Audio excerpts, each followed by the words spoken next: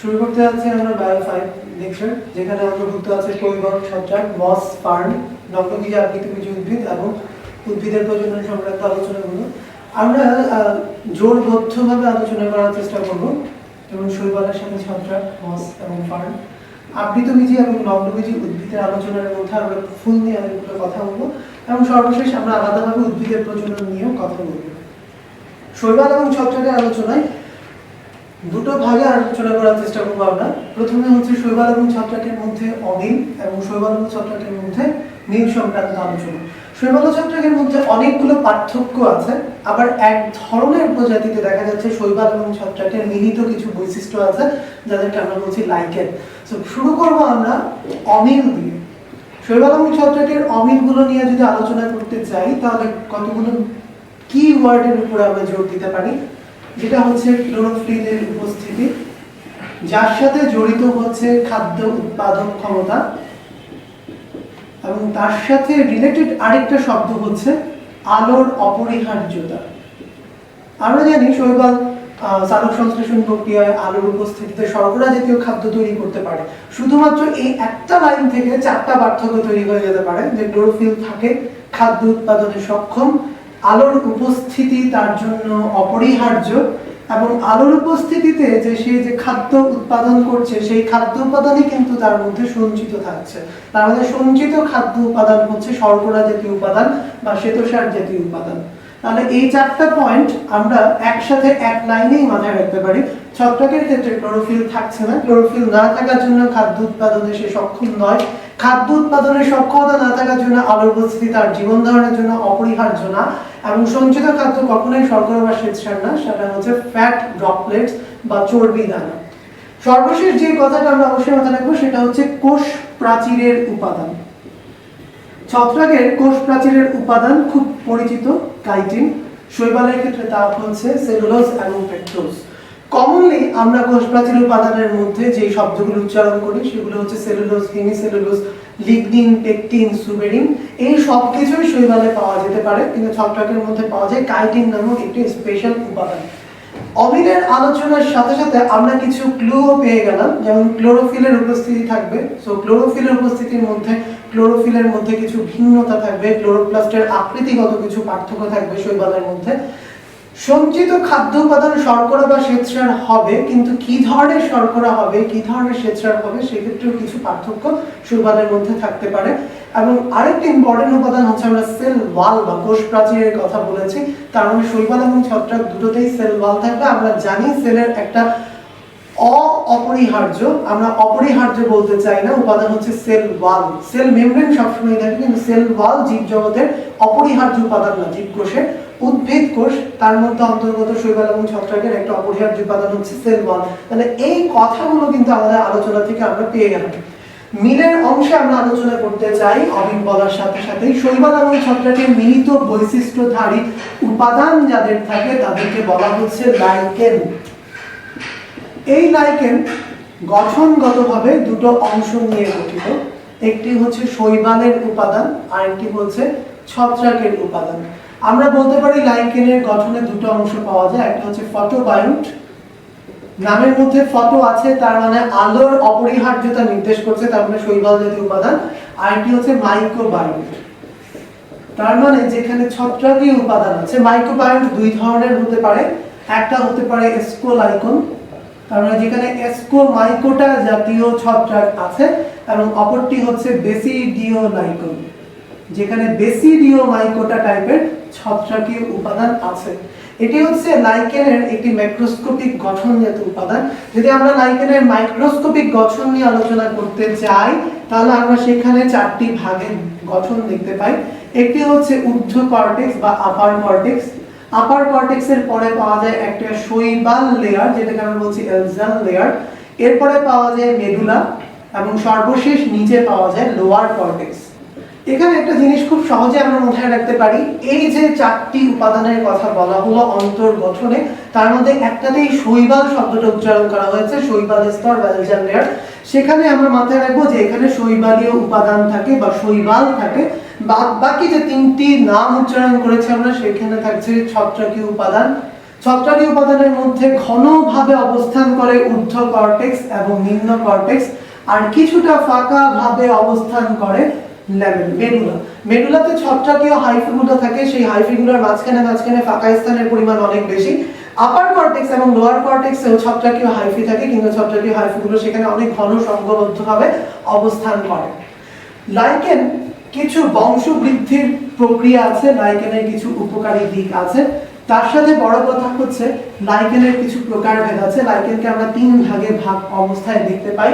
লাইকেনের এই 3টি প্রকারভেদ হচ্ছে লাইকেনের আকৃতির পার্থক্যের উপর ভিত্তি করে হতে পারে ক্রাস্টোস, হতে পারে ফোলিওস, হতে পারে ফ্রুটিকোস।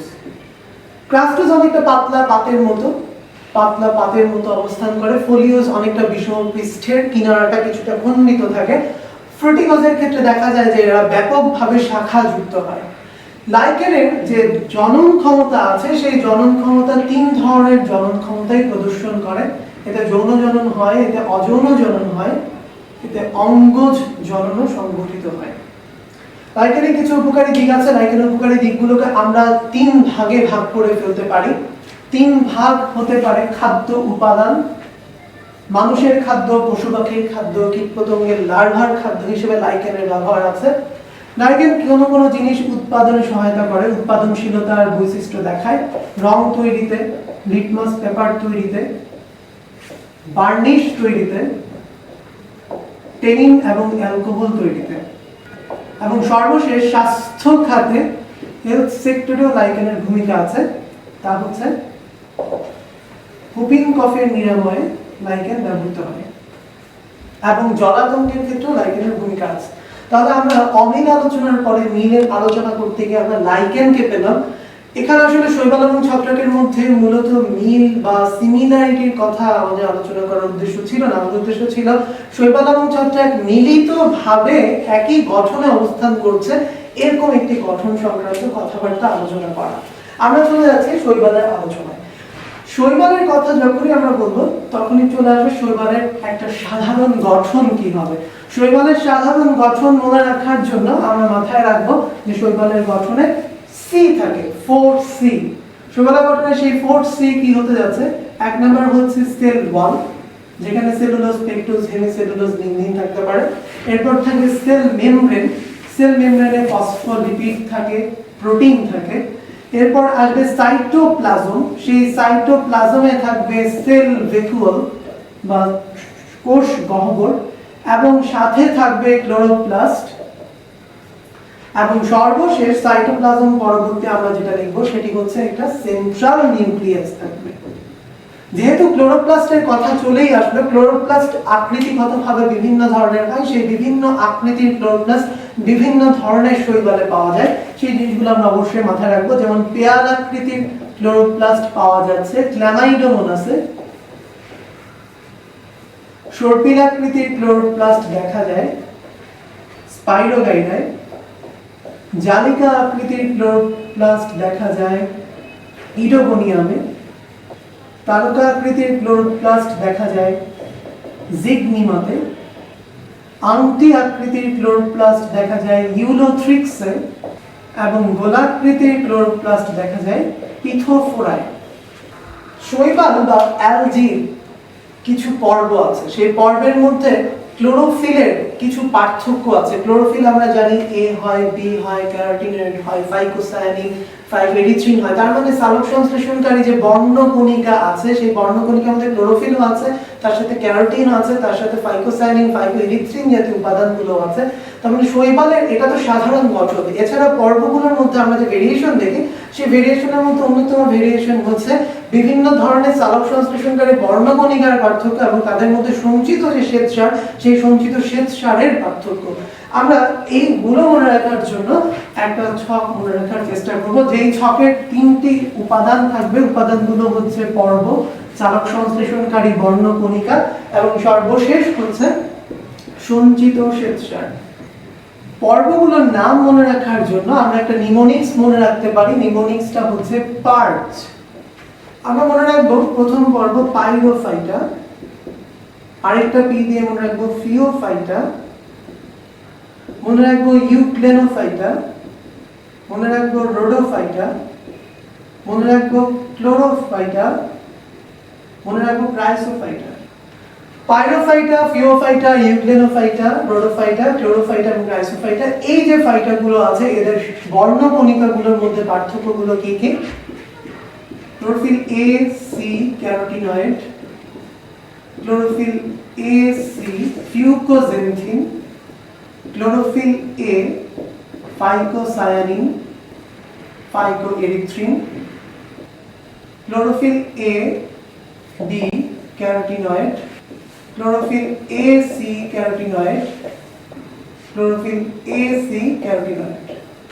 সঞ্চিত শ্বেতসারের মধ্যে পাইরোফাইটাতে দেখা যায় স্টার্চ, ফিওফাইটাতে দেখা যায় লেমিনারিন এবং মেনিটল, ইউগ্লেনোফাইটাতে দেখা যায় প্যারামাইলন, রোডোফাইটাতে দেখা যায় ফ্লোরিডিয়ান স্টার্চ, ক্লোরোফাইটাতে দেখা যায় স্টার্চ এবং সর্বশেষ ক্রাইসোফাইটাতে দেখা যায় ক্রাইসোলেমিনারিন।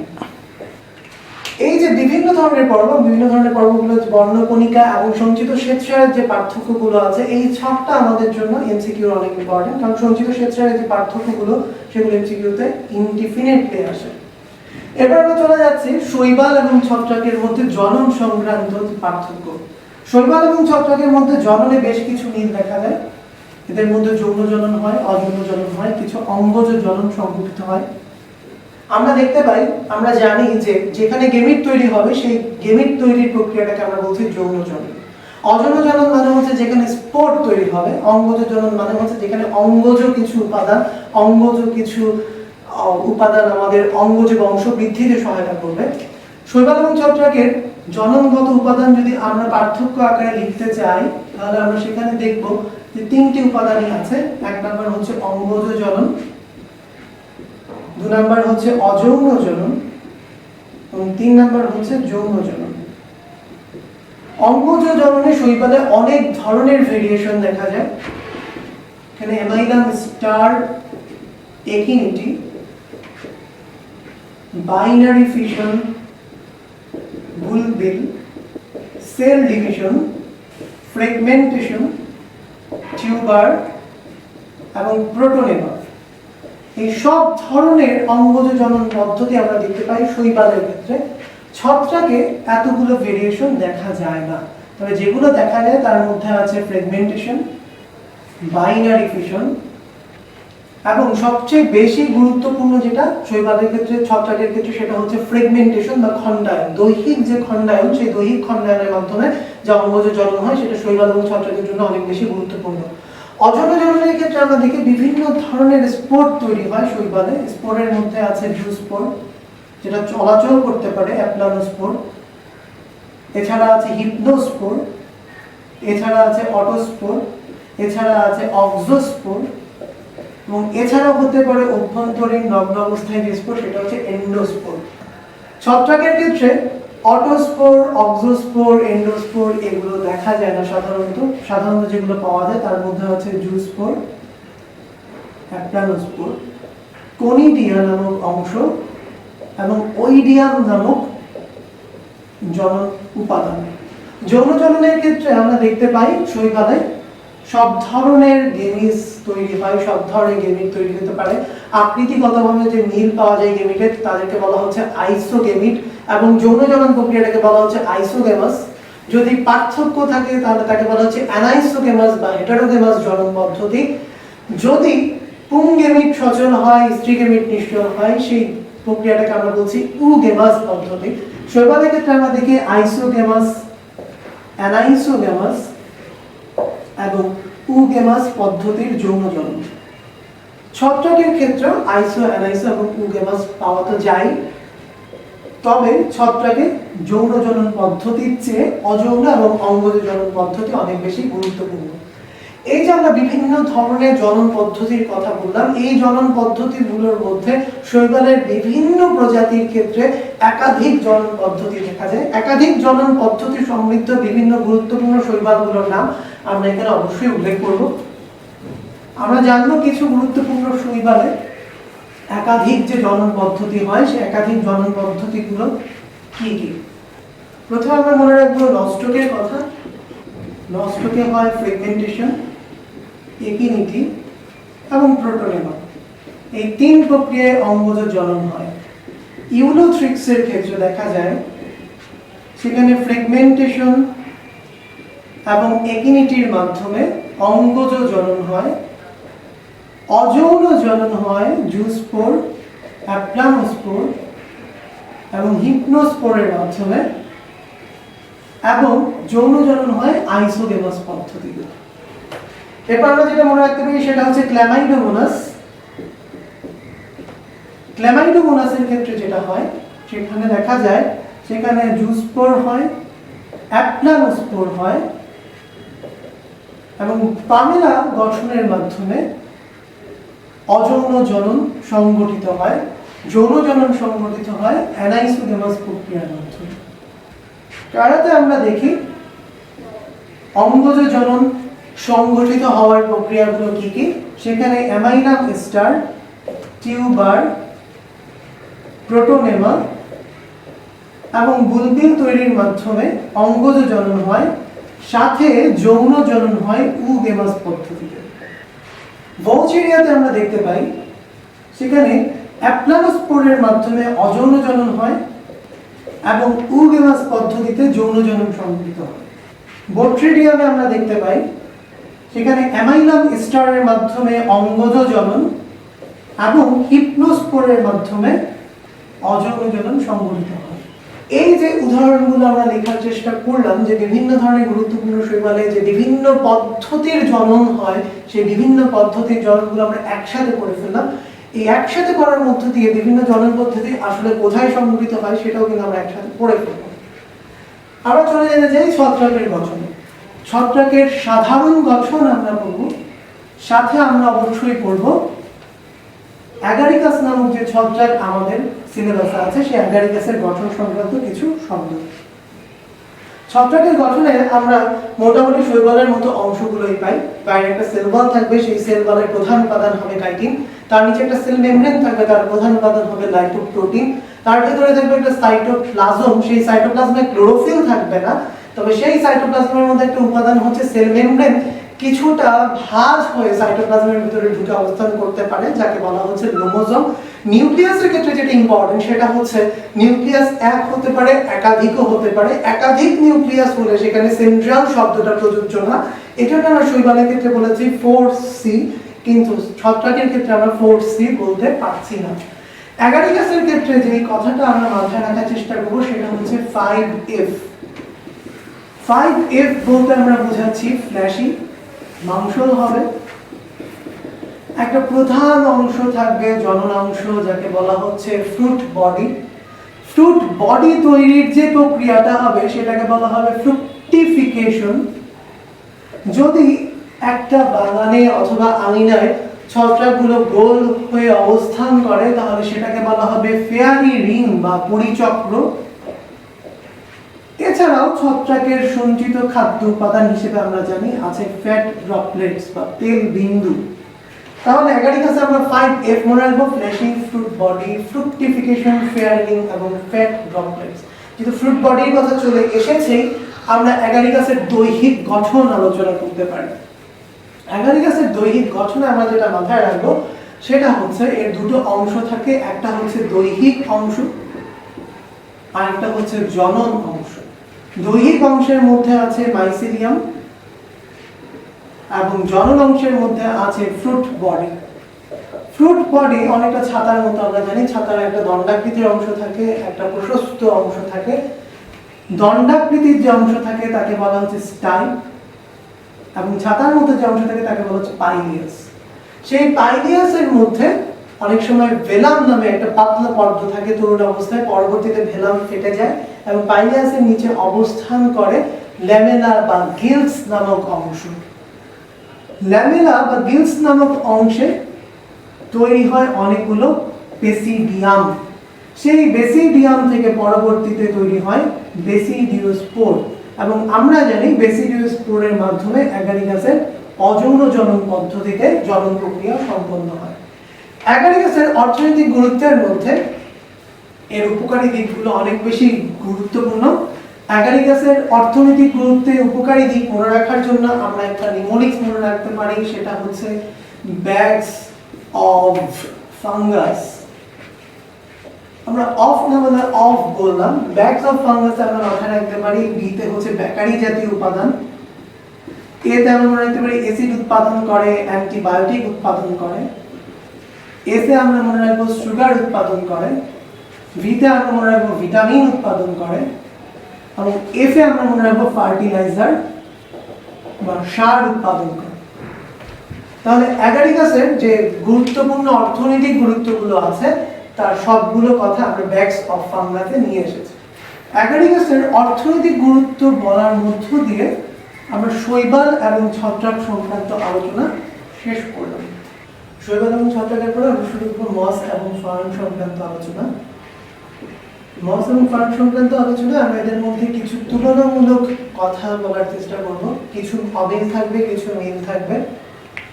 মস এবং ফার্নের মধ্যে যে অমিল অংশগুলো আছে তার মধ্যে প্রথম কথাটি হচ্ছে মস কেমিটোফাইটিক উদ্ভিদ, ফার্ন স্পোরোফাইটিক উদ্ভিদ। মসে মূলের পরিবর্তে থাকে রাইজয়েড, আর ফার্নে মূল, কাণ্ড এবং পাতায় বিভক্ত থাকে উদ্ভিদ। মসে আমরা দেখতে পাই যে কোনো ধরনের পরিবহন টিস্যু থাকে না, ফার্নে পরিবহন টিস্যু থাকে। এবং সর্বশেষ যে পার্থক্য মস এবং ফার্নের মধ্যে তা হচ্ছে মসে প্রোটোনেমা নামক অংশ গঠিত হয়। যদি আমরা ফার্নের সাথে সেটা তুলনা করি তাহলে ফার্নে প্রোটোনেমা নামক অংশ গঠিত না হলেও এর জীবন চক্রে প্রোথেলাস নামক একটি বিশেষ গঠন দেখা যায়, তাহলে আমরা লিখতে পারি প্রোটোনেমা। ফার্ন স্পোরোফাইটিক, ফার্নে রাইজয়েড থাকে না, মূল থাকে। ফার্নে পরিবহন টিস্যু থাকে, ফার্নে প্রোটোনেমা গঠিত হয় না, প্রোথেলাস থাকে। পরিবহন টিস্যু কাদের কাদের থাকে? পরিবহন টিস্যু মসের থাকে না, শৈবাল ছত্রাকের থাকে না। তাহলে পরিবহন টিস্যু থাকে ফার্ন, আবৃতবীজী উদ্ভিদ এবং ভগ্নবীজী উদ্ভিদ। পরিবহন টিস্যু কিন্তু ভাস্কুলার সিস্টেম হিসেবে ব্লাড ভাস্কুলার সিস্টেমও হতে পারে। সো উন্নত সকল প্রাণীতেই পরিবহন টিস্যু থাকা সম্ভব, অ্যানিমেলিয়াতে পরিবহন টিস্যু থাকে। মিলের জায়গাগুলো হচ্ছে মসে ক্লোরোফিল থাকে। আমরা জানি ক্লোরোফিলের উপস্থিতি দেখা যায় শৈবালে, মস, ফার্ন, আবৃতবীজী উদ্ভিদ এবং ভগ্নবীজী উদ্ভিদে। আমার একটা বিশেষ উদাহরণ হচ্ছে নীলাভ সবুজ শৈবাল, যা সায়ানোব্যাকটেরিয়া নামেও পরিচিত ছিল। ক্লোরোফিল ছাড়াও আরেকটা জিনিসের মিল পাওয়া যায়, সেটি হচ্ছে জনুক্রম। জনুক্রম বলতে কি বোঝায়? জনুক্রম বলতে বোঝায় যদি একটা জীবের জীবন চক্রে গেমিটোফাইটিক এবং স্পোরোফাইটিক জনু পর্যায়ক্রমিকভাবে আবর্তিত হয় তাহলে সেটাকে বলা হয় জনুক্রম। জনুক্রমের ক্ষেত্রে আমরা জানি জনুক্রম কি কি ধরনের হতে পারে। সুস্পষ্ট হতে পারে। জনুক্রম জীবন চক্রে একটা বিশেষ সিগনিফিকেন্স বহন করছে, একটা বিশেষ তাৎপর্য বহন করছে, সুস্পষ্ট জনুক্রম। জনুক্রম হতে পারে অস্পষ্ট, জনুক্রম নাও থাকতে পারে, এর কোনো কিছু উদাহরণ সম্ভব। সুস্পষ্ট জনুক্রম দেখা যায় মস এবং ফার্নের ক্ষেত্রে, অস্পষ্ট জনুক্রম দেখা যায় শৈবাল এবং ছত্রাকের ক্ষেত্রে, এবং জনুক্রম সাধারণত দেখা যায় না ভাইরাস এবং ব্যাকটেরিয়ার ক্ষেত্রে। মস এবং ফার্নের গঠনগত মিল এবং অমিল আমরা আলোচনা করলাম। এবার আমরা আলোচনা করতে পারি মস এবং ফার্নের জনন সংক্রান্ত কিছু পার্থক্য। 3 ধরনের জননী সম্পন্ন হয় মস এবং ফার্নের মধ্যে আমরা জানি। অঙ্গজ জনন, অযৌন জনন এবং যৌন জনন। মসে অঙ্গজ জনন সংঘটিত হয় ব্রুট বডির মাধ্যমে, ফার্নে অঙ্গজ জনন সংঘটিত হয় রাইজোম বিচ্ছিন্ন হয়ে। মস এবং ফার্নে অযৌন জনন সংঘটিত হয় স্পোরের মাধ্যমে, সেখানে কোনো ভেরিয়েশন নেই।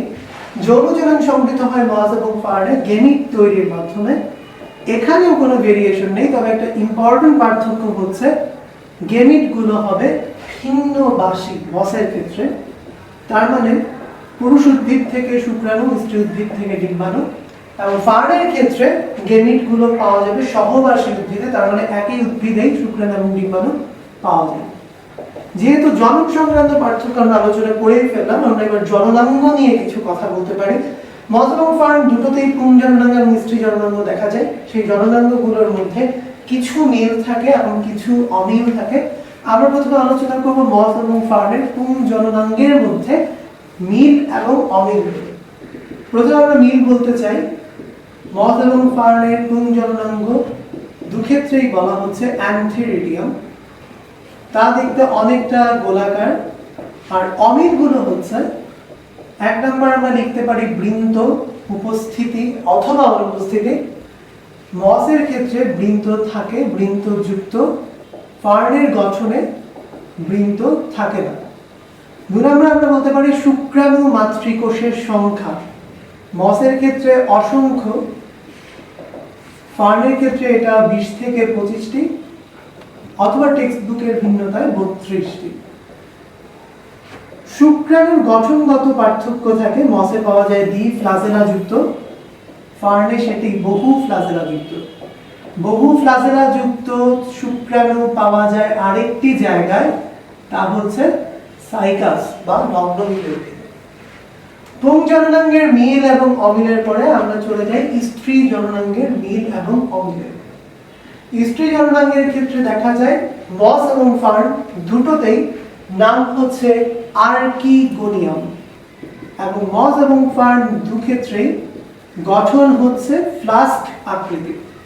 অমিলের মধ্যে শুধুমাত্র একটা পয়েন্টেই অমিল দেখা যায়, যেই অমিলটা পুংজননাঙ্গের ক্ষেত্রেও ছিল, তা হচ্ছে বৃন্তের উপস্থিতি বা অনুপস্থিতি সংক্রান্ত অমিল। মসের স্ত্রী জননাঙ্গে বৃন্ত থাকে, ফার্নের স্ত্রী জননাঙ্গে সাধারণত কোনো বৃন্ত থাকে না। প্রথম আলোচনায় আমরা যৌনক্রমের কথা বলেছিলাম। আমরা বলেছিলাম মস এবং ফার্নের যৌনক্রম সুস্পষ্ট যৌনক্রম। মস এবং ফার্নের যৌনক্রমের যে ভিন্নতা আছে সেই ভিন্নতাটা দূর করার জন্য আমরা মস এবং ফার্নের যৌনক্রমকে একই আলোচনার অংশ হিসেবে আলোচনা করতে চাই।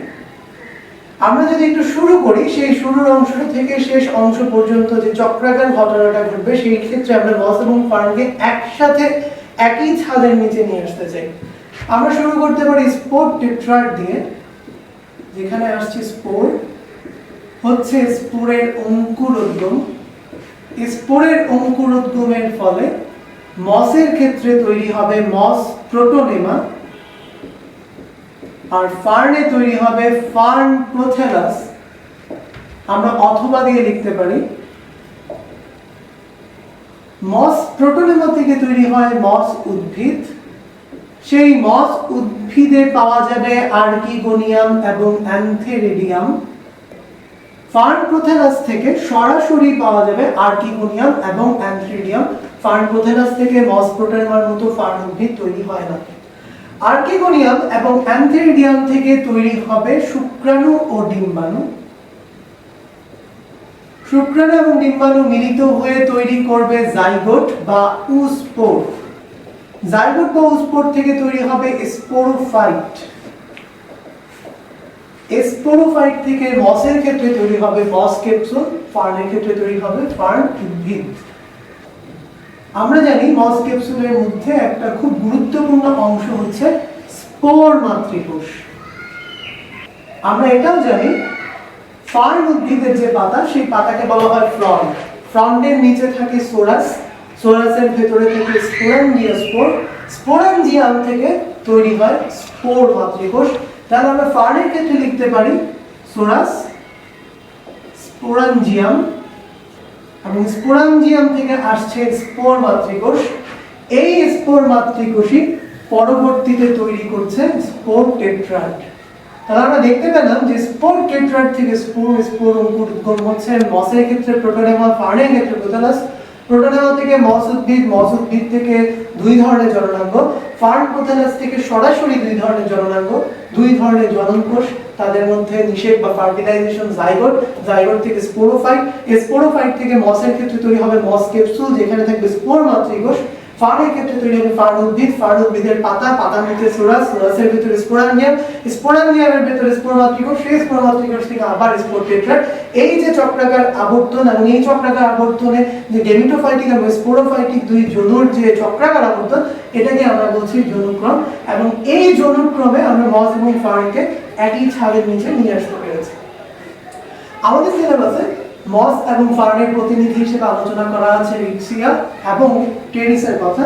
আমরা রিক্সিয়া এবং টেরিসের গঠন সংক্রান্ত কিছু কথা এখন আলোচনা করতে যাচ্ছি। রিক্সিয়াতে যে কথাগুলো অবশ্যই মাথায় রাখতে হবে সেটা হচ্ছে এদের দেহ থেলভেট, অর্থাৎ দেহকে মূল কাণ্ড পাতায় বিভক্ত করা সাধারণত যায় না। থ্যালাস সবুজ শায়িত বিষম পৃষ্ঠ দেগ্র শাখা বিন্যাস যুক্ত। প্রত্যেকটি শাখার শীর্ষে অগ্রস্থ খাঁজ থাকে। থ্যালাসের নিচের পৃষ্ঠে থাকে বহুকোষী স্কেল এবং এককোষী রাইজয়েড। বহুকোষী স্কেল থাকবে এবং এককোষী রাইজয়েড থাকবে। থ্যালাসের যে প্রস্থচ্ছেদ হবে সেই প্রস্থচ্ছেদের উপরের অংশ এবং নিচের অংশের মধ্যে কিছু ভেরিয়েশন থাকবে।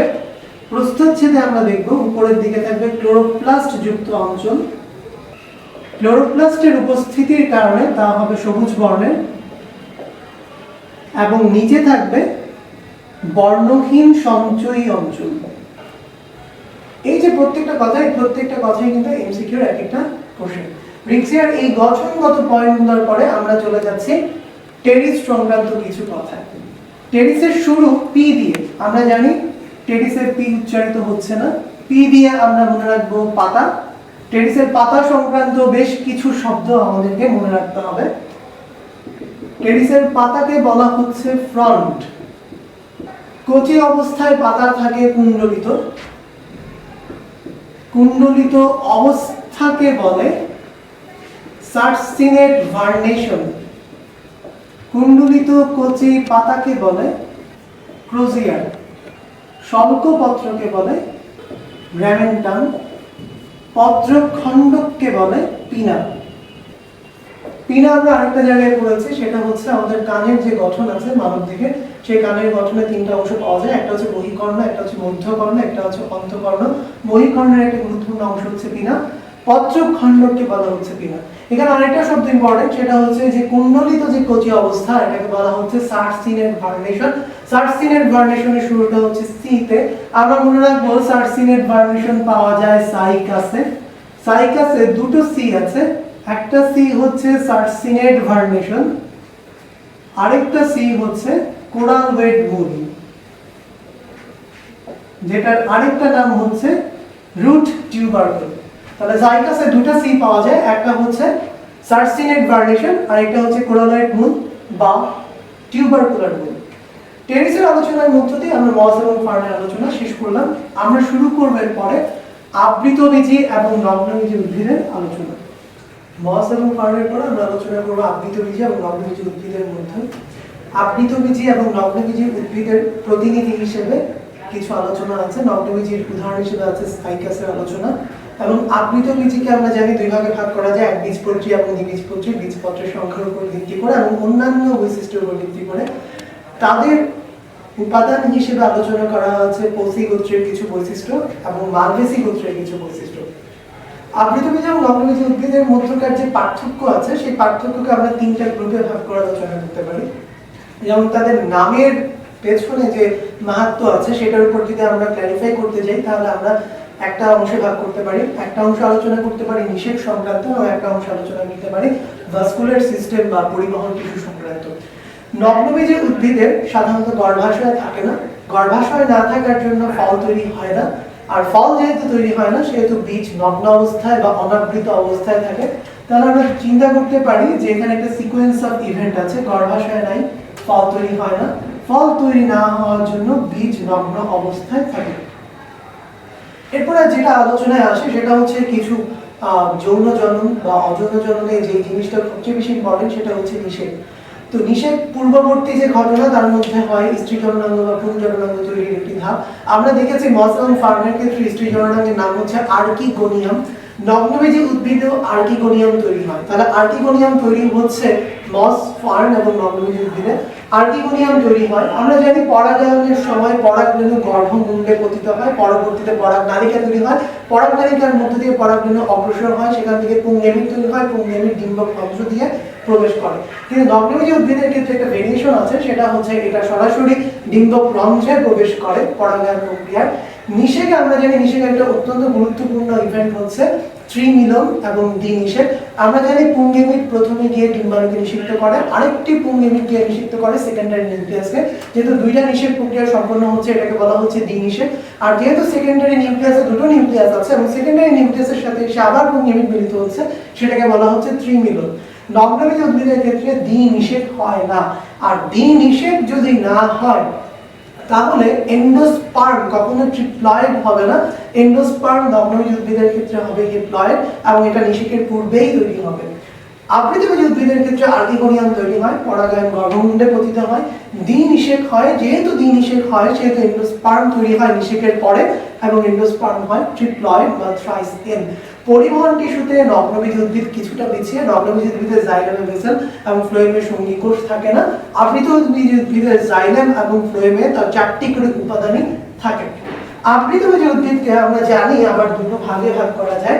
একটি হচ্ছে একবীজপত্রী উদ্ভিদ এবং অপরটি হচ্ছে দ্বিবীজপত্রী উদ্ভিদ। আমরা একবীজপত্রী এবং দ্বিবীজপত্রী উদ্ভিদের মধ্যে কিছু পার্থক্যের কথা বলতে পারি। প্রথমে আমরা বলতে পারি বীজপত্রের সংখ্যা, বলতে পারি বীজপত্রের অবস্থান, মূল, পাতার শিরা বিন্যাস এবং স্তবক সংখ্যা। ফুলের অংশ বলতে আমরা বুঝাই 5টি জিনিসকে। একটি হচ্ছে পুষ্প, পত্রাধার, বৃতি, দল, পুংস্তবক এবং স্ত্রীস্তবক। যদি বলা হয় ফুলের স্তবক কয়টা তাহলে আমরা বলি 4টা। একটা হচ্ছে জননস্তবক যার মধ্যে আছে পুংস্তবক এবং স্ত্রীস্তবক। একটি হচ্ছে সাহায্যকারী স্তবক যার অংশ হচ্ছে বৃতি এবং দল। পুষ্প, পত্রাধার স্তবকের মধ্যে পড়ে না। একবীজপত্রী দ্বিবীজপত্রী নামের মধ্যেই আছে বীজপত্রের সংখ্যা। বীজপত্রের সংখ্যা হবে একটি, অপরটি হবে দুটি। একবীজপত্রীর ক্ষেত্রে বীজপত্রের অবস্থান হবে শীর্ষ, দ্বিবীজপত্রীর ক্ষেত্রে হবে সেটা হবে পার্শ্বীয়। মূল একবীজপত্রীর ক্ষেত্রে হবে গুচ্ছ মূল, দ্বিবীজপত্রীর ক্ষেত্রে হবে প্রধান মূল। পাতার শিরা বিন্যাস একবীজপত্রীর ক্ষেত্রে হবে সমান্তরাল, দ্বিবীজপত্রীর ক্ষেত্রে হবে জালিকাকার। একবীজপত্রীর স্তবকের সংখ্যা হবে 3 বা 3 এর গুণিতক যেটাকে আমরা বলি ট্রাইমেরাস। দ্বিবীজপত্রীর ক্ষেত্রে হবে 4 বা 5 এর গুণিতক যেটাকে আমরা বলছি টেট্রা বা পেন্টামেরাস। একবীজপত্রীর গোত্রের উদাহরণ হিসেবে আমাদের এখানে দেওয়া আছে গ্র্যামিনির কথা এবং দ্বিবীজপত্রীর উদাহরণ হিসেবে আছে মালভেসির কথা। আমরা এই উদাহরণগুলো ক্ষেত্রে যে পার্থক্য বা যে উপাদানগুলোর কথা আলোচনা করব তাদের সবার মধ্যে একটা জিনিসে ইউনিফর্মিটি থাকবে। একবীজপত্রী যতগুলো গোত্রের কথা আমরা বলি না কেন সবার ক্ষেত্রে এই বৈশিষ্ট্যগুলো অ্যাপ্লিকেবল। দ্বিবীজপত্রী যত ধরনের গোত্রের কথা আমরা বলি না কেন এই বৈশিষ্ট্যগুলো মালভেসি ছাড়া অন্যান্য গোত্রের ক্ষেত্রে অ্যাপ্লিকেবল। এই বৈশিষ্ট্যগুলো ছাড়া, এই পার্থক্যগুলো ছাড়া গ্রেমিনি এবং মালভেসির ক্ষেত্রে যে পার্থক্যগুলো সম্ভব সেই পার্থক্যগুলো নিয়ে আমরা এখন একটু কথা বলতে চাই। গ্রেমিনি এবং মালভেসির মধ্যে এই 5টি পয়েন্ট ছাড়াও আর যে যে পয়েন্টে পার্থক্য হতে পারে সেই পয়েন্টগুলো হতে পারে এরকম। 1 নম্বরে আমরা বলতে পারি পুষ্প বা পুষ্পের প্রকৃতি। 2 নম্বরে আমরা একটা পয়েন্ট বলতে পারি সেটা হচ্ছে পুষ্পপুট। 3 নম্বর পুষ্প বিন্যাস। 4 নম্বর অমরা বিন্যাস এবং 5 নম্বর ফল। গ্র্যাভিনি এক লিঙ্গ অথবা উভলিঙ্গ যে কোনোটাই হতে পারে। মালভেসি সাধারণত উভলিঙ্গ। পুষ্পপুট গ্র্যাভিনিতে থাকতেও পারে নাও পারে। মালভেসিতে পুষ্পপুট সাধারণত থাকে না। পুষ্প বিন্যাস আমরা জানি পুষ্প বিন্যাস কয়েক ধরনের হয়। অনিয়ত বা রেসিমোস হয়, নিয়ত বা সাইমোস হয়, মিশ্র বা মিক্সড হয়, বিশেষ বা স্পেশালাইজড ফর্ম হয়। রেসিমোসের মধ্যে একটা পয়েন্ট আছে সেটা হচ্ছে স্পাইকলেট। গ্র্যাভিনির পুষ্প বিন্যাস হচ্ছে স্পাইকলেট। মালভেসির পুষ্প বিন্যাস হচ্ছে সাইমোস বা নিয়ত। অমরা বিন্যাসের ক্ষেত্রে আমরা জানি অমরা বিন্যাসের অনেকগুলো প্রকারভেদ আছে। গ্র্যাভিনির ক্ষেত্রে অমরা বিন্যাস হচ্ছে মূলীয়, মালভেসির ক্ষেত্রে অক্ষীয়। এবং সর্বশেষ ফল, গ্র্যাভিনিতে ফল হচ্ছে কেরিওপসিস, মালভেসির ক্ষেত্রে ফল হতে পারে ক্যাপসুল, বেরি অথবা সাইজোকার্প। একবীজপত্রী দ্বিবীজপত্রীর তুলনামূলক পার্থক্যগুলো গ্র্যাভিনি এবং মালভেসির তুলনামূলক পার্থক্যগুলো বলার পর আমরা আবারও ব্যাক করতে চাই নগ্নবীজির আলোচনায়। নগ্নবীজির সদস্য হিসেবে যার কথা বলা হয়েছে তার নাম হচ্ছে সাইকাস। সাইকাসের কিছু বৈশিষ্ট্য আমরা আলাদাভাবে মনে রাখার চেষ্টা করব। এরা স্পোরোফাইটিক, সার্সিনেট ভার্নেশন থাকে, তার মানে কচি অবস্থায় পাতা কুণ্ডলিত থাকে। কুণ্ডলিত কচি অবস্থাটাকে বলা হচ্ছে সার্সিনেট ভার্নেশন। প্রধান মূল থাকে। প্রধান মূলে নস্টক, অ্যানাবিনা প্রভৃতি সায়ানোব্যাকটেরিয়ার অবস্থানের জন্য সেগুলো ফুলে ফেপে ওঠে, যার জন্য তাকে বলা হয় কোরাল ওয়েড মূল বা কোরাল ওয়েড রুট। এর অপর নাম হচ্ছে রুট টিউবারকল। যৌন জনন এবং অযৌন জননের মাধ্যমে বংশবৃদ্ধি হতে পারে। অযৌন জনন প্রক্রিয়ায় মুকুল তৈরির মাধ্যমে সাইকাসের বংশবৃদ্ধি হয়। যৌন জনন প্রক্রিয়ায় পুংগেমিট এবং স্ত্রীগেমিট তৈরির মাধ্যমে বংশবৃদ্ধি হয়। পুংগেমিট এবং স্ত্রীগেমিট তৈরির প্রক্রিয়ায় প্রথমে তৈরি হয় পুং রেণুপত্র, যাকে বলা হচ্ছে মাইক্রোস্পোরোফিল। মাইক্রোস্পোরোফিল থেকে তৈরি হচ্ছে স্পোরোজেনাস টিস্যু, স্পোরোজেনাস টিস্যু থেকে তৈরি হচ্ছে পুংগেমিট। অপরদিকে মেগাস্পোরোফিল বা ম্যাক্রোস্পোরোফিল থেকে তৈরি হচ্ছে স্ত্রী রেণুপত্র, যাকে বলা হচ্ছে মেগাস্পোরোফিল বা ম্যাক্রোস্পোরোফিল। সেখান থেকে তৈরি হচ্ছে আর্টিকোনিয়াম, আর্টিকোনিয়ামের মধ্যে তৈরি হচ্ছে ডিম্ব। পুংগেমিট ডিম্বকে পতিত হচ্ছে, ডিম্বকের স্ত্রীগেমিটের সাথে মিলিত হচ্ছে, নিষেক প্রক্রিয়া সম্পন্ন হচ্ছে এবং যৌনজনন প্রক্রিয়ায় সাইকাসের বংশবৃদ্ধি হচ্ছে। সাইকাসের ক্ষেত্রে যে দুটো সির কথা আমরা সবসময় মনে রাখতে বলি, সেটা হচ্ছে সার্সিনেট ফার্নেশনের সি এবং অপরটি হচ্ছে কোরালয়েড রুট বা কোরালয়েড মূলের সি। সাইকাসকে জীবন্ত জীবাশ্ম বলে। সাইকাসের অনেকগুলো গুরুত্বপূর্ণ দিক আছে, তার মধ্যে অত্যন্ত গুরুত্বপূর্ণ হচ্ছে এটা শোভাবর্ধনকারী উদ্ভিদ বা অর্নামেন্টাল প্ল্যান্ট হিসেবে ব্যবহার করা যায়, যেটা ফার্নের ক্ষেত্রে প্রযোজ্য। ফার্ন এবং সাইকাসের মধ্যে এই জায়গায় একটা গুরুত্বপূর্ণ মিল আছে। আরেকটি মিল অবশ্যই আছে, সেটা হচ্ছে ফার্নে আর্কিগোনিয়াম তৈরি হয়, সাইকাসে আর্কিগোনিয়াম তৈরি হয়। সাইকাসের অন্যান্য যে গুরুত্বপূর্ণ দিক আছে তার মধ্যে আছে এ থেকে সাবু তৈরি করা যায়, বার্লি তৈরি করা যায়, মদ তৈরি করা যায়। এছাড়া অন্যান্য বিভিন্ন উপাদান সাইকাস থেকে তৈরি করা সম্ভব।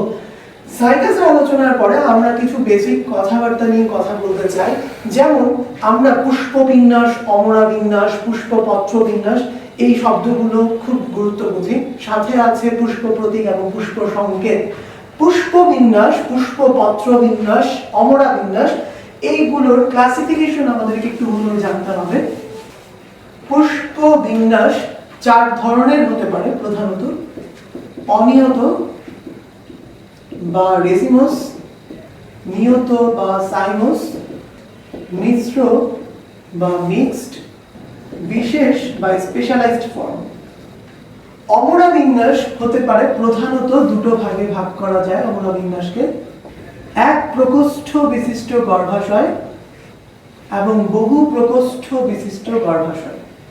আমরা জানি অমরা বিন্যাস যেই ধরনের হতে পারে তার মধ্যে অত্যন্ত গুরুত্বপূর্ণ হচ্ছে এপিকাল, এক্সিয়াল, বেজাল, সুপারফিশিয়াল, মার্জিনাল এবং প্যারাইটাল।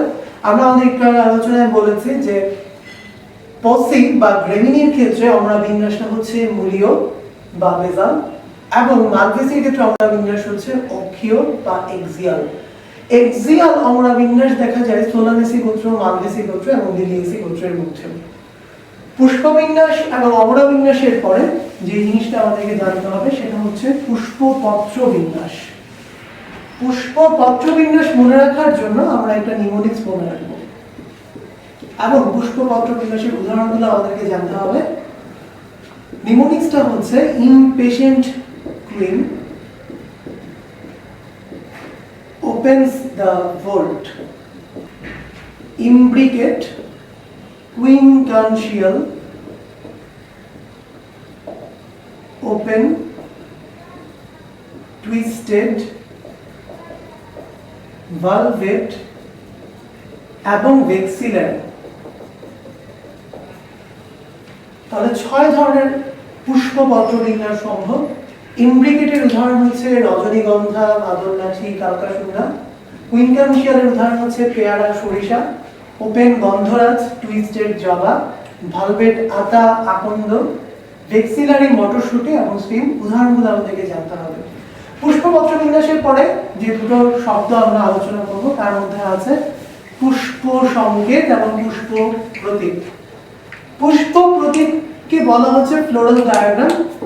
ছবির মাধ্যমে একটা ফুলের সবগুলো অংশের অবস্থান, তাদের সংখ্যা, তাদের সংযুক্তি অথবা বিযুক্তি, অমরা বিন্যাসের প্রকৃতি সবগুলো জিনিস পুষ্প প্রতীকের মাধ্যমে ফুটে ওঠে। পুষ্প প্রতীকের বাইরে থেকে ভেতরের দিকে যে উপাদানগুলো থাকে সেই উপাদানগুলো মনে রাখার জন্য আমরা একটা নিউমেরিক্স মনে রাখতে পারি। বাইরে থেকে ভেতরের দিকে মনে রাখার জন্য আমরা মাথায় রাখবো মানসিক, মনে, বৃন্দাবনে, পাপড়ি, মেলেছে, পুষ্প, আবার। মাতৃ অক্ষ মঞ্জুরি পত্র, বৃতি, পাপড়ি বা দল, পুংস্তবক, পুংস্তবকের প্রতিনিধি হিসেবে এখানে থাকে পুংকেশর, এবং আমার অমরা, যা দিয়ে অমরা বিন্যাস, গর্ভাশয়ের প্রকোষ্ঠ এবং তাদের মধ্যকার সংযুক্তি বা বিযুক্তি নির্দেশ করা হয়। পুষ্প প্রতীক ছাড়া আমাদেরকে পুষ্প সংকেত সম্বন্ধে জানতে হবে। মঞ্জুরি পত্র, উপমঞ্জুরি পত্র, বৃতি, উপবৃতি, দল, পুংস্তবক, স্ত্রীস্তবক, এগুলোর বাংলা এবং ইংরেজি সাংকেতিক অক্ষরগুলো পুষ্প সংকেত হিসেবে ব্যবহার করা হয়। প্রত্যেকটি ইংরেজি অক্ষর এবং তাদের বাংলা প্রতি অক্ষর এমসিকিউর জন্য মনে রাখতে হবে। উদ্ভিদের প্রজনন নিয়ে আমরা এখন কথা বলতে যাচ্ছি। উদ্ভিদের প্রজননকে ভাগ করা যায় প্রধানত দুটো ভাগে, কিন্তু পার্থেনোজেনেসিস বলে একটি প্রক্রিয়া আছে। উদ্ভিদের প্রজননকে আমরা ভাগ করতে পারি মোটামুটি তিন ভাবে। একটি হচ্ছে যৌন প্রজনন পদ্ধতি, যে পদ্ধতিতে গেমিট তৈরি হবে, পুংগেমিট এবং স্ত্রী গেমিট আলাদা আলাদাভাবে তৈরি হবে। তারা নিষেধ প্রক্রিয়ার মাধ্যমে মিলিত হবে, জাইগোট তৈরি হবে, পরবর্তীতে জাইগোটের অঙ্কুরোদ্গমের মাধ্যমে নতুন উদ্ভিদ তৈরি হবে। অযৌন জনন হতে পারে প্রধানত দুই ভাবে, রেণু বা স্পোর তৈরির মাধ্যমে, আমরা জানি মস, ফার্ন এবং ছত্রাক প্রত্যেকটি ক্ষেত্রে রেণু বা স্পোর তৈরির মাধ্যমে অযৌন জনন সম্ভব। এছাড়াও হতে পারে অঙ্গজ জনন, সেই অঙ্গজ জনন হতে পারে স্বাভাবিক অঙ্গজ জনন অথবা কৃত্রিম অঙ্গজ জনন। পার্থেনোজেনেসিস যৌন এবং অযৌন জনন থেকে আলাদা এই অর্থে, পার্থেনোজেনেসিসে নিষেধ প্রক্রিয়া ছাড়াই নতুন প্রজাতি বা নতুন বংশধর তৈরি হয়।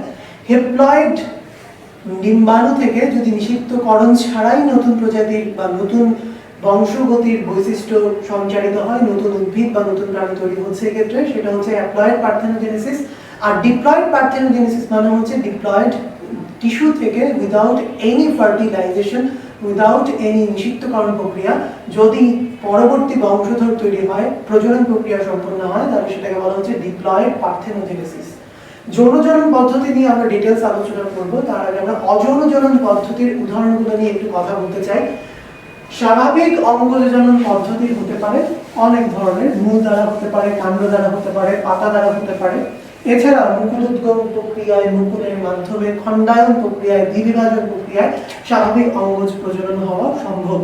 স্বাভাবিক অঙ্গজ প্রজননের মুঠগুলো আমরা একটু খেয়াল করার চেষ্টা করব। মূল দ্বারা হতে পারে, পাতা দ্বারা হতে পারে, কাণ্ড দ্বারা হতে পারে। কাণ্ড দ্বারা যে স্বাভাবিক অঙ্গজ প্রজনন হয় সেইটা অনেক রকম হতে পারে। স্বাভাবিক কাণ্ড দ্বারা হতে পারে, অর্ধবায়বীয় কাণ্ড দ্বারা হতে পারে, বায়বীয় কাণ্ড দ্বারা হতে পারে, অথবা ভূনিম্নস্থ কাণ্ড দ্বারা হতে পারে। হতে পারে মুকুলোদ্গম প্রক্রিয়ায়, যেটা আমরা ইস্টে দেখি। হতে পারে মুকুলের মাধ্যমে, গাছ, আলু এবং রসুনে দেখা যায়। হতে পারে খণ্ডায়ন প্রক্রিয়ায়, আমরা শৈবাল এবং ছত্রাকে দেখেছি। হতে পারে দ্বিবিভাজন প্রক্রিয়ায়, এককোষী ছত্রাকে দ্বিবিভাজন প্রক্রিয়ায় স্বাভাবিক অঙ্গজ জনন হতে পারে। মূল দ্বারা হতে পারে মিষ্টি আলু, শতমূলী, ডালিয়া, কাঁকরোল, পটল এবং মূলাতে। পাতা দ্বারা হতে পারে পাথরকুচিতে। স্বাভাবিক কাণ্ড দ্বারা হতে পারে পান এবং আখে। অর্ধবায়বীয় কাণ্ড বা শাখার দ্বারা হতে পারে কলা, আনারস, পুদিনা, চন্দ্রমল্লিকা, টোকাপালা, কচু, শুষ্নী, কলমি, থানকুনি। বায়বীয় কাণ্ড দ্বারা হতে পারে ফণিমনসা। ভূনিম্নস্থ কাণ্ড দ্বারা হতে পারে আদা, হলুদ, সটি আলু, ওলকচু এবং পেঁয়াজের ক্ষেত্রে। আর মুকুলোদ্গমের ব্যাপারটা আমরা আগেই বলেছি, বার্ডিং প্রক্রিয়ায় হতে পারে। বার্ডিং প্রক্রিয়া সাধারণত আমরা দেখেছি যে ইস্টে হয়, ইস্ট এক ধরনের ছত্রাক। মুকুলের মাধ্যমে হতে পারে গাছ, আলু এবং রসুনে। খণ্ডায়ন প্রক্রিয়ায় আমরা জানি সাধারণত খুব বেশি দেখা যায় শৈবাল এবং ছত্রাকে। এছাড়া ফার্নেও সম্ভব। দ্বিবিভাজন দেখা যায় ব্যাকটেরিয়াতে এবং এককোষী ছত্রাকে। স্বাভাবিক অঙ্গজ জননের পরে যেটা জানতে হবে সেটা হচ্ছে কৃত্রিম অঙ্গজ জনন পদ্ধতি। কৃত্রিম অঙ্গজ জনন পদ্ধতি হতে পারে কয়েক ধরনের। আমরা বলতে পারি যে কলম তৈরির মাধ্যমে যে জনন সংগঠিত হয় সেটাকেই বলা কৃত্রিম অঙ্গজ জনন। কলম হতে পারে শাখা কলম, দাবা কলম, গুটি কলম, জোড় কলম এবং হতে পারে কুড়ি কলম বা চোখ কলম। শাখা কলমের মাধ্যমে হতে পারে জবা, আখ, গোলাপ, ক্রোটন, সজিনা, পাতাবাহার। দাবা কলমের মাধ্যমে হতে পারে আঙ্গুর, আপেল, লেবু এবং জুই। গুটি কলমের মাধ্যমে হতে পারে আম, জাম, পেয়ারা, লেবু, লিচু, গন্ধরাজ, গোলাপ। জোড় কলমের মাধ্যমে হতে পারে আম, জাম, কুল। কুড়ি কলম হতে পারে কুল, গোলাপ এবং বড়ইয়ের ক্ষেত্রে। কৃত্রিম অঙ্গজ জনন প্রক্রিয়া বলার মধ্য দিয়ে আমরা অঙ্গজ জনন পদ্ধতি নিয়ে কথা বলে ফেললাম। অঙ্গজ জনন পদ্ধতি ইন এ সেন্স অযৌন জনন পদ্ধতির একটি অংশ। যৌন জনন পদ্ধতির প্রক্রিয়াটা আমরা একটু আলোচনা করতে চাই। সেই আলোচনার মধ্য দিয়ে আমরা পুরো চ্যাপ্টারটা হয়তো কভার করে ফেলতে পারবো। যৌন জনন পদ্ধতির যে ধাপগুলো আছে সেটাকে আমরা যদি একটু ছোট করে আনি তাহলে আমরা দেখতে পাবো প্রথম ধাপ হচ্ছে পুংগেমিট তৈরি, দ্বিতীয়ত আমরা জানবো স্ত্রী গেমিট তৈরি, তৃতীয়ত নিষেক এবং চতুর্থত নিষেক পরবর্তী পরিবর্তন। আমরা ধারাবাহিকভাবে পুংগেমিট তৈরি এবং স্ত্রী গেমিট তৈরি আলোচনা করব, তারপর আমরা আলোচনা করব নিষেক প্রক্রিয়ার ধাপগুলো নিয়ে। আমরা জানি পুংস্তবকের প্রতিটি একককে বলা হয় পুংকেশর। সেই পুংকেশরের দুটো প্রধান অংশ আছে। আমরা একদম গোড়া থেকেই শুরু করতে চাই। পুংস্তবক, সেই পুংস্তবকের একক হচ্ছে পুংকেশর। পুংকেশরের দুটি অংশ আছে, একটা হচ্ছে পুংদণ্ড এবং অপরটি হচ্ছে পরাগধানী। পরাগধানীর অভ্যন্তরে অনেকগুলো কোষ স্তর দেখা যায়। পাওয়া যায় এপিডার্মিস, এন্ডোথেসিয়াম, মধ্য ল্যামেলা এবং ট্যাপেটাম। ট্যাপেটাম থেকে বিকশিত হয় স্পোরোজেনাস টিস্যু। স্পোরোজেনাস টিস্যু থেকে তৈরি হয় পরাগ মাতৃকোষ। পরাগ মাতৃকোষে মায়োসিস বিভাজনের মাধ্যমে তৈরি হয় পরাগ রেণু। পরাগ রেণুর থাকে ত্বক, যা দুটো ভাগে বিভক্ত। বহিত্বককে বলা হচ্ছে এক্সাইন এবং অন্তত্বককে বলা হচ্ছে ইনটাইন এবং দ্বিতীয় উপাদানটি হচ্ছে নিউক্লিয়াস। পরাগ রেণুর যে নিউক্লিয়াসটি আছে সেই নিউক্লিয়াস সাধারণত গঠন তৈরি হয় যখন পরাগ রেণুর বিভাজন প্রক্রিয়া শুরু হয়, পরাগ রেণুর গঠন প্রক্রিয়া শুরু হয়। সেই নিউক্লিয়াস থেকে পুংগেমিট তৈরি হয় যখন পরাগ নালিকা তৈরি হয় এবং সেই পরাগ নালিকা ডিম্বক অভিমুখী যাত্রা শুরু করে। পরাগ রেণুর যে নিউক্লিয়াস আছে সেটি দুটো ভাগে ভাগ হয়। একটাকে বলা হয় জনন নিউক্লিয়াস এবং অপরটিকে বলা হয় নালিকা নিউক্লিয়াস। নালিকা তৈরিতে প্রধান ভূমিকা পালন করে এবং সর্বপ্রথম প্রবেশ করে, সেই জন্য এটাকে বলা হচ্ছে নালিকা নিউক্লিয়াস। জনন নিউক্লিয়াস জননের প্রধান ভূমিকা পালন করে, এই জন্য তাকে বলা হচ্ছে জনন নিউক্লিয়াস। জনন নিউক্লিয়াস মাইটোসিস বিভাজনের মাধ্যমে দুটো পুংগেমিট তৈরি করে।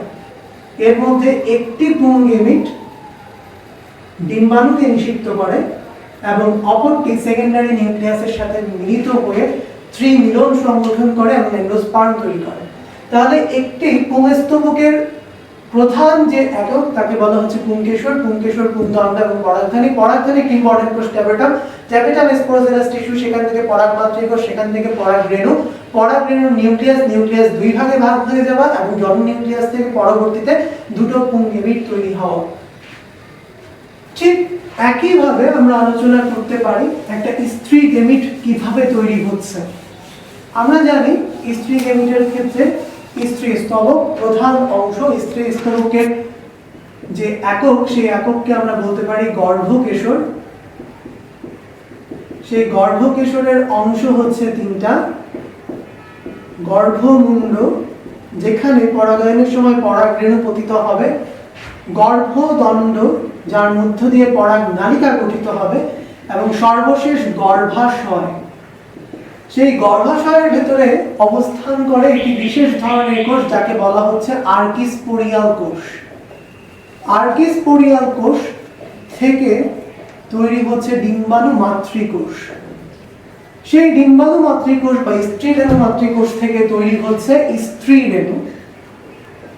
স্ত্রী রেণুর যে নিউক্লিয়াস আছে সেই নিউক্লিয়াস বিভাজিত হয়ে তৈরি করে চারটি নিউক্লিয়াস। সেই চারটি নিউক্লিয়াসের মধ্যে সাধারণত একটি নিউক্লিয়াস থাকে, পরবর্তী তিনটি নিউক্লিয়াস নষ্ট হয়ে যায় এবং সেই একটি নিউক্লিয়াস ডিম্বাণু যন্ত্রের গঠন প্রক্রিয়া শুরু করে। একটি নিউক্লিয়াস যেটি স্ত্রী রেণু হিসেবে কাজ করে এবং স্ত্রী রেণু সেই নিউক্লিয়াসটা পরবর্তীতে মাইটোসিস বিভাজন প্রক্রিয়ায় সংখ্যা বৃদ্ধি করতে থাকে। মাইটোসিস বিভাজনের মাধ্যমে প্রথমে দুটো নিউক্লিয়াস থেকে পরবর্তীতে 4টি নিউক্লিয়াস এবং 4টি নিউক্লিয়াস থেকে পরবর্তীতে 8টি নিউক্লিয়াস তৈরি হয়। 8টি নিউক্লিয়াস তৈরির মধ্য দিয়ে একটি ডিম্বাণু যন্ত্রের বা ডিম্বাঙ্গের ভেতরে গঠিত অংশের গঠন প্রক্রিয়া সম্পন্ন হয়। আমরা দেখতে পাই 8টি নিউক্লিয়াসের অবস্থান হয় মোটামুটি এরকম। যদি এটাকে আমরা ধরে নেই ডিম্বক মূল, যদি এটাকে আমরা ধরে নেই ডিম্বক রন্ধ্র,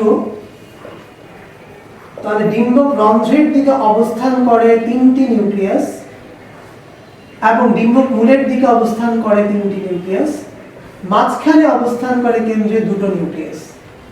ডিম্বক রন্ধ্রের দিকে অবস্থিত মাঝখানের সবচেয়ে বড় নিউক্লিয়াসটি হচ্ছে ডিম্বাণু এবং তার দুই পাশে অবস্থিত নিউক্লিয়াস দুটোকে বলা হচ্ছে সহকারী কোষ বা সিনার্জিড।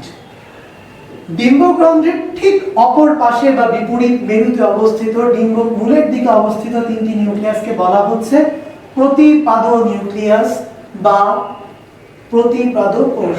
মাঝখানে অবস্থিত দুটো নিউক্লিয়াসকে বলা হচ্ছে সেকেন্ডারি নিউক্লিয়াস। এই ডিম্বক যন্ত্র বা ডিম্বাণু যন্ত্র তৈরির মধ্য দিয়ে স্ত্রীগেমিট তৈরির প্রক্রিয়া সম্পন্ন হয়। ইতোমধ্যে পুংগেমিট তৈরি হয়ে যায় এবং পুংগেমিট গর্ভমুণ্ডে এসে পতিত হয়। পরাগরেণুর গর্ভমুণ্ডে পতিত হওয়ার সাথে সাথে নিষেক প্রক্রিয়া শুরু হয়। স্ত্রীগেমিট এবং পুংগেমিট তৈরির পর আমরা চলে যাচ্ছি নিষেক প্রক্রিয়ার ধাপে। নিষেক প্রক্রিয়ার ধাপগুলোকে আমরা প্রধানত অল্প কয়েকটি ভাগে ভাগ করতে পারি। প্রথমটি হচ্ছে পরাগরেণুর গর্ভমুণ্ডে পতিতকরণ। পরাগরেণু সর্বপ্রথম গর্ভমুণ্ডে পতিত হবে। গর্ভমুণ্ডে পরাগরেণু অবস্থান করার পর নালিকা নিউক্লিয়াসের সহযোগিতায় তৈরি হবে পরাগ নালিকা। পরাগ নালিকার গর্ভাশয়মুখী যাত্রা, পুংগেমিটের ডিম্বকে প্রবেশ। পুংগেমিটের ডিম্বকে প্রবেশ হতে পারে কয়েকটি প্রক্রিয়ার মাধ্যমে। ডিম্বক রন্ধ্র দ্বারা প্রবেশ করতে পারে, ডিম্বক মূল দ্বারা প্রবেশ করতে পারে, অথবা ডিম্বক ত্বক ভেদ করে প্রবেশ করতে পারে। সর্বশেষ নিষেক প্রক্রিয়া। নিষেক প্রক্রিয়ায় পুংগেমিট দুটো জিনিসের সাথে মিলিত হয়। এক নাম্বার ডিম্বাণুর সাথে মিলিত হচ্ছে এবং অপরটি সেকেন্ডারি নিউক্লিয়াসের সাথে মিলিত হচ্ছে। দুই ধরনের নিষেক সম্পন্ন হওয়াকে বলে দ্বিনিষেক এবং সেকেন্ডারি নিউক্লিয়াসের সাথে পুংগেমিটের মিলনকে বলা হয় ত্রিমিলন। নিষেকের পরে সর্বশেষ যে অংশটি আমাদের আলোচনায় আছে সেটি হচ্ছে নিষেক পরবর্তী বিভিন্ন পরিবর্তন। নিষেকের ফলে আমরা মাথায় রাখবো যে কিছু পরিবর্তন সংঘটিত হয়।